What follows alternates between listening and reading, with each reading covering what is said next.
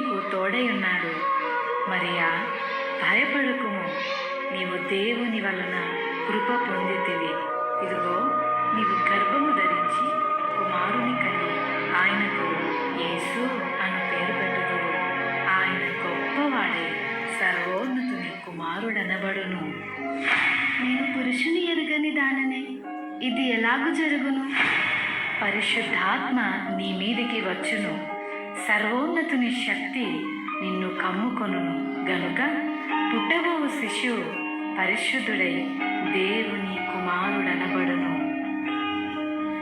ప్రభు దాసురాలను, నీ మాట చెప్పున నాకు జరుగునుగాక.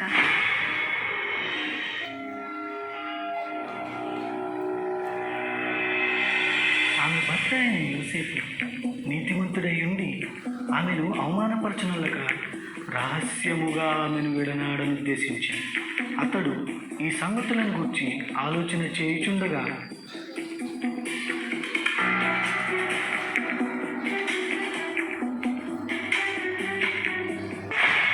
దావీదు కుమారుడైన యోసేపు, నీ భార్య అయిన మరియను చేర్చుకొనుటకు భయపడకుము.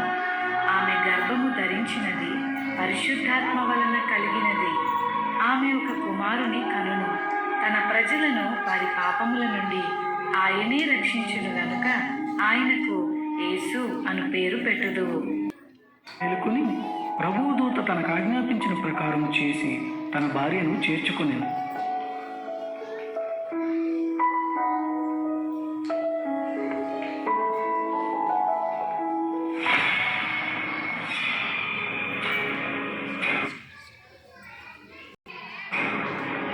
ఇందు మూలముగా 50 మంది ప్రజలకు తెలియజేయమనగా, ప్రజల సంఖ్య రాయవలనని కైసరు ఆగస్టు నిర్ణయించడం వలన ప్రజలంతా తమ తమ స్వగ్రామాలకు వెళ్ళి ప్రజా సంఖ్య రాయించుకోవాల్సిందిగా తెలియజేయడమైనది. అహో!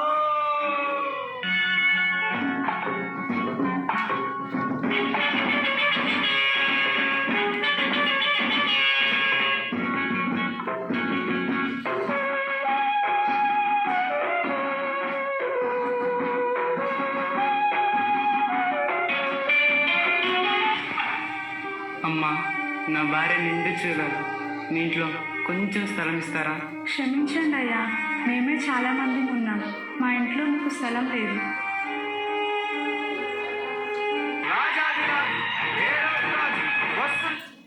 మేమే చాలా మంది ఉన్నాం. మా ఇంట్లో మీకు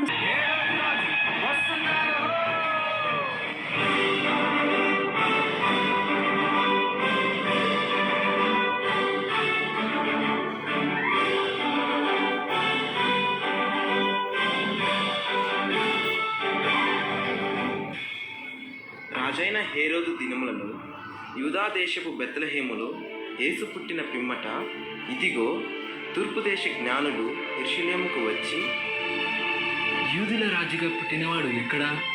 తూర్పు దిక్కున మేము ఆయన యెరూషలేముకు వచ్చి యూదుల రాజుగా పుట్టినవాడు ఎక్కడా?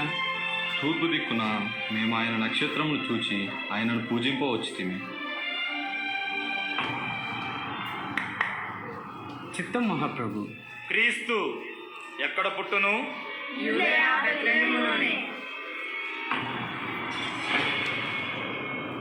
సరే, మీరు వెళ్ళి ఆ శిశువు విషయమై జాగ్రత్తగా తెలుసుకొనగానే నేను వచ్చి ఆయనను పూజించినట్లు నాకు వర్తమానము తండి.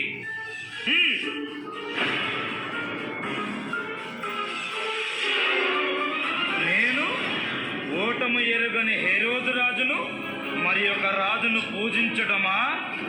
అసంభవం.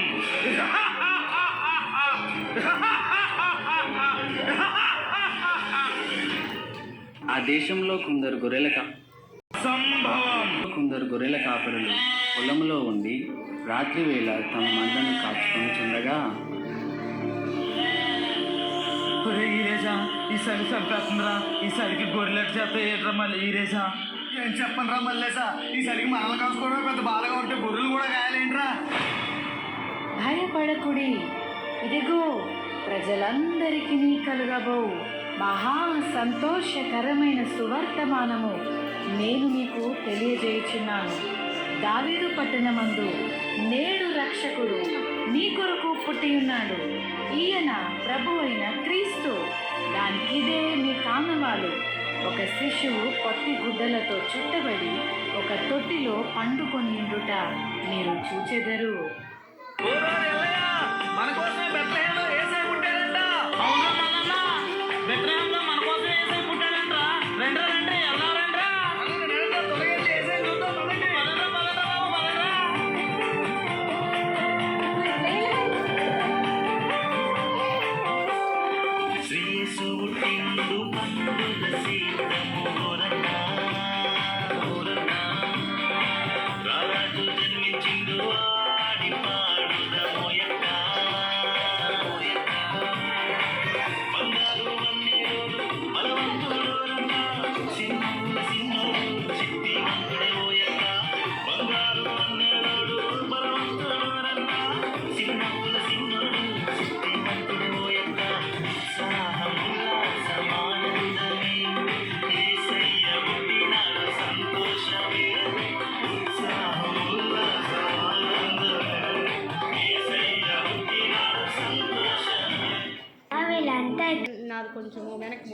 బెత్లెహేంలో మన రక్షకుడైన యేసయ్య పుట్టాడంట.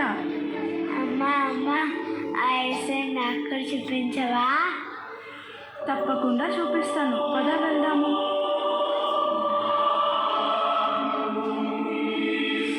అబ్బా, యేసయ్య ఎంత ముద్దుగున్నాడో.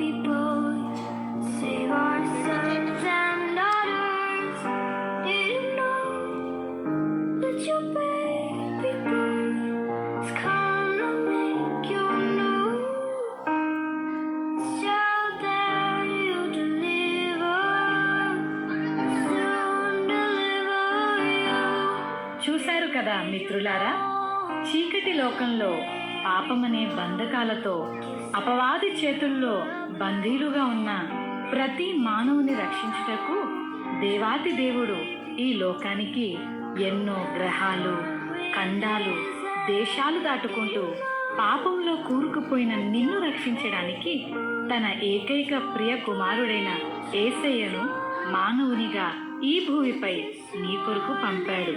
నిజ క్రిస్మస్